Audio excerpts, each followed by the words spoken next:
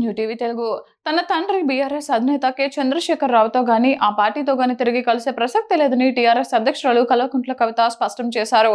BRS ఒక ముగిసిన అధ్యాయమని, ఆ పుస్తకాన్ని తాను ఇప్పటికే పూర్తిగా మూసేశానని ఆమె సంచలన వ్యాఖ్యలు చేశారు.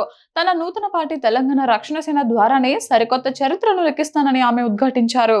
ఇటీవల ఒక ఇంటర్వ్యూలో పాల్గొన్న కవిత, ఒకవేళ కేసీఆర్ తిరిగి పార్టీలోకి ఆహ్వానిస్తే వెళ్తారా అన్న ప్రశ్నకు సూటిగా సమాధానమిచ్చారు. ఖచ్చితంగా ఆ అధ్యాయం ముగిసింది. జీవితంలో కొన్నిసార్లు పేజీలు తిప్పాలి, మరి కొన్నిసార్లు పుస్తకాలని మూసివేయాలి. నేను బీఆర్ఎస్ అనే పుస్తకాన్ని ఎప్పుడో మూసివేశాను అని ఆమె పేర్కొన్నారు. గత ఏడాది సెప్టెంబర్లో కవితను బీఆర్ఎస్ పార్టీ నుంచి సస్పెండ్ చేసిన విషయం తెలిసిందే. హరీష్ రావు, జోగినపల్లి సంతోష్ కుమార్ తదితరులు కాళేశ్వరం ప్రాజెక్టు విషయంలో కేసీఆర్ ప్రతిష్టకు భంగం కలిగించారని ఆమె బహిరంగంగా ఆరోపణలు చేయడంతో పార్టీ ఈ కఠిన నిర్ణయం తీసుకుంది. ఆ తర్వాత ఈ ఏడాది ఏప్రిల్లో ఆమె తెలంగాణ రక్షణ సేన పేరుతో సరికొత్త రాజకీయ పార్టీని స్థాపించారు. బీఆర్ఎస్ పాలనలో తనకు అనేక చేదు అనుభవాలు ఎదురయ్యాయని, సామాజిక న్యాయం, తెలంగాణ ఉద్యమకారుల గుర్తింపు వంటి హామీలను ఆ పార్టీ నెరవేర్చలేకపోయిందని కవిత విమర్శించారు.